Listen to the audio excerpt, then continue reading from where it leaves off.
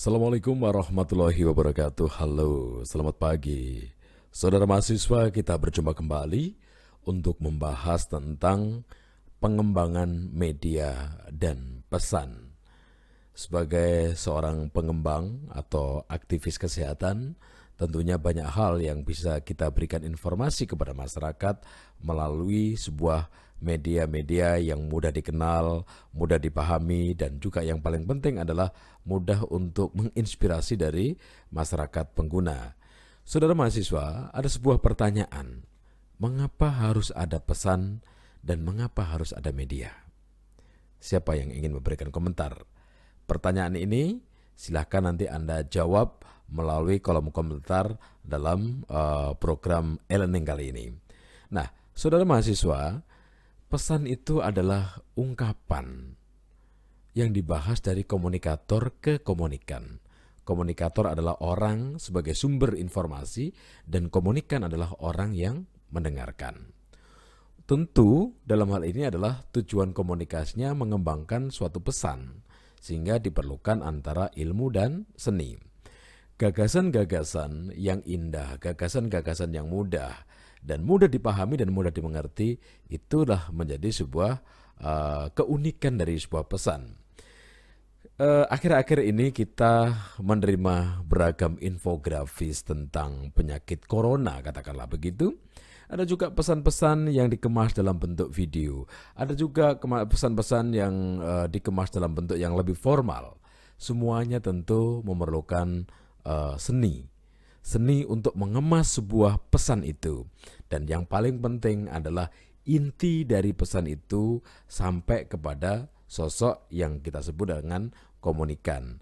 Kalau bahasa siaran namanya audiens, kalau bahasa Anda namanya khalayak. Nah, untuk itu saudara mahasiswa, dalam membuat isi pesan, satu yang terkandung adalah ide atau tema. Tema apa yang kita bahas? Katakanlah yang sekarang lagi ramai adalah tema tentang corona. Pesan apa yang ingin kita sampaikan? Apakah bagaimana cara menghindari penyakit atau virus corona? Atau bagaimana cara diri kita untuk mempertahankan kualitas imun kita?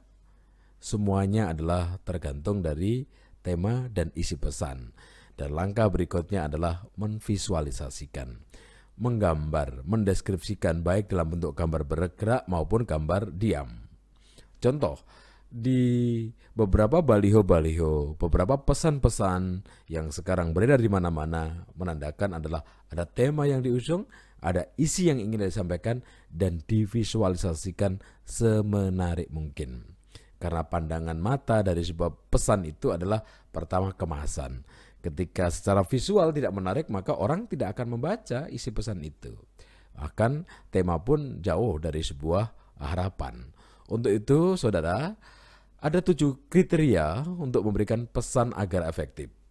Suatu pesan dapat dikatakan efektif dan kreatif jika memenuhi 7 kriteria. Kriteria pertama adalah kembangkan satu ide pesan pokok. Kenapa? Bila terlalu banyak ide, tentu dapat membingungkan sasaran dan dapat lebih mudah bagi mereka untuk melupakan pesan itu. Sehingga kita harus mengembangkan satu ide yang pokok, yang khusus. Katakanlah kalau orang lain saat sekarang adalah berbicara tentang penularan virus corona. Seseorang bicara tentang beragam hal. Mengapa kita tidak memberikan pesan khusus, misalnya adalah bagaimana cara kita untuk menikmati lockdown misalnya. Sekarang kan banyak istilah-istilah mengikuti lockdown lokal, lockdown wilayah, dan segala macam. Tapi pesan yang perlu disampaikan bisa juga berupa bagaimana mensiasati diri kita menikmati hidup dengan kondisi lockdown.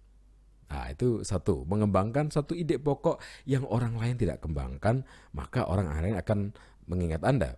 Atau barangkali di antara kita yang saat sekarang susah ditemukan adalah masker dan juga hand sanitizer. Hand sanitasi ini bisa kita buat misalnya, atau Anda buat infografis cara-cara membuat pembersih antiseptik untuk cuci tangan kita. Ya, Itu adalah kembangkan satu ide pesan dan pokok. Yang kedua, buatlah pesan yang mudah, sederhana, dan jelas. Mengapa? Pesan yang efektif harus memberikan informasi yang relevan dan baru untuk sasaran. Sebab bila diremehkan oleh sasaran secara otomatis, pesan tersebut dapat dikatakan gagal. Intinya, pesan dibuat sederhana dan jelas sehingga mudah untuk diingat. Dan yang ketiga, pesan harus dapat dipercaya. Tetapi hal tersebut tidak terlalu penting. Yang terpenting adalah realitanya. Jadi kalau kita memberikan pesan dan itu memang terwujud, maka pesan Anda otomatis diikuti oleh orang maksud saya, dan dipercaya. Tindakan yang keempat atau tips yang keempat adalah tindakan yang dilakukan harus memberikan keuntungan. Sasaran akan termotivasi oleh bunyi pesan dengan tujuan akan memperoleh keuntungan dari pesan itu. Saudara, pernahkah Anda ingat bahwa pesan yang kerap kali, iklan ini ya, setelah saya mencoba untuk mencari referensi tentang iklan pria dan iklan wanita, lebih banyak mana? Lebih banyak wanita, karena banyak produk-produk yang memang pesannya adalah keuntungannya buat wanita. Misalnya pemutih muka, pemancung hidung, ya pelancip dagu, dan lain sebagainya. Minimal obat jerawat. Ini adalah tindakan ketika gunakanlah obat ini untuk menyembuhkan jerawat Anda. Maka orang termotivasi untuk membeli obat tersebut, membersihkan jerawatnya. Yang kelima adalah pesan harus konsisten. Menyampaikan satu pesan utama di media apa saja secara berulang kali harus tepat. Jika kita mengatakan ini A, maka di media apapun Anda tetap harus A. Jangan sampai Anda pesannya itu terkesan tidak meyakinkan, sehingga orang juga tidak akan mengikuti pesan itu. Dan berikutnya, pesan dapat menyentuh akal dan rasa. Tidak hanya memberikan alasan teknis dan dapat diterima oleh akal pikiran, tetapi juga dapat menyentuh nilai-nilai emosional. Untuk itu biasanya penyampaian pesan itu dilakukan oleh figur-figur yang ya cukup populer. Ya, katakanlah tokoh-tokoh besar di Indonesia, seperti Duta Baca Indonesia itu Najwa Shihab, terus barangkali Putri Indonesia, atau barangkali juga Anda menjadi ikon dari universitas Anda ini. Yang ketujuh adalah mendorong untuk bertindak atau berbuat sesuatu. Pemakaian ungkapan atau kata-kata yang memotivasi ke arah tindakan. Ayo ke posyandu, lakukan 3M+, hindari virus corona, hindari jabat tangan, dan segala macam. Ini adalah teknikal yang mengajak orang untuk berbuat dan termotivasi untuk melakukan. Nah, saudara, di dalam struktur pesan ada sebuah akronim yang kita sebut dengan AIDA. AIDCA, dulu AIDA, sekarang AIDCA. Attention, interest, desire, conviction, dan action. Struktur pesannya. Jadi bagaimana struktur pesan itu memberikan perhatian? Agar pesan dapat lebih menarik perhatian khalayak sasaran, maka diperlukan bantuan satu, ukuran media cetak. Kalau di TV, radio adalah jam tayang, kapan akan disiarkan. Kalau terlalu pagi tidak banyak pendengar, sehingga kalau di dunia siaran kita mengenal yang namanya prime time. Kedua, penggunaan warna, tata letak, jenis-jenis huruf itu juga menjadi penting. Dan attention yang lain adalah interest. Interest, minat. Minat dari khalayak sasaran perlu dibangun agar rasa ingin tahu lebih jauh. Perhatian harus segera ditingkatkan menjadi minat. Jadi kalau orang cuma memperhatikan tanpa minat berarti belum tergerak hatinya. Untuk itu, saudara mahasiswa, jika Anda sudah menaruh hati kepada seseorang, maka biasanya timbul sebuah minat untuk menyayangi. Wah, gitu ya. Dengan demikian, penggunaan kata-kata atau kalimat pembuka sebaiknya dapat menarik perhatian orang untuk ingin tahu lebih lanjut. Nah, pesan yang ketiga adalah desire, kebutuhan, keinginan. Suatu pesan harus berhasil menggerakkan keinginan audiens, khalayak untuk bertindak. Bertindak sesuai apa? Berperilaku sesuai dengan harapan. Kebutuhan dan keinginan mereka terpenuhi jika melakukan suatu tindakan tertentu. Contoh, obat generik murah dan bermutu. Jadi obat generik ini murah dan bermutu, kualitasnya sama. Contoh lagi, stop demam berdarah dengan 3M+. Ya, membuka, menutup, membuka lagi. Merendam, menyimpan dan segala macam. Dan yang paling penting saudara dalam menampilkan struktur pesan adalah conviction, rasa percaya. Membangun rasa percaya harus dilakukan sehingga khalayak tidak meragukan pesan kesehatan yang ada.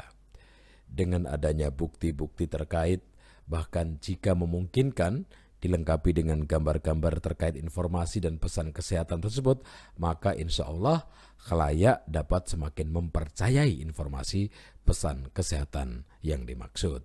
Untuk itu, dan terakhir adalah action, tindakan. Pada tahap ini kebutuhan khalayak sudah terpenuhi, di antara mereka sudah mulai goyah dan tersentuh emosinya, namun masih timbul perlawanan dan keraguan-keraguan dari diri mereka. Apakah benar yang dijanjikan pesan tersebut? Dengan demikian, sasaran itu harus lebih diyakini dengan data yang ada bahwa pesan tersebut patut dilakukan dan keputusan yang diambil juga semakin mantap. Untuk itu saudara,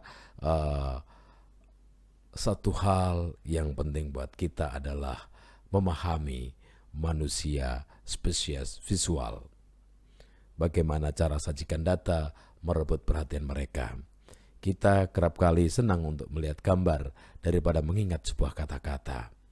Visual lebih menarik dibandingkan dengan sebuah data-data verbal.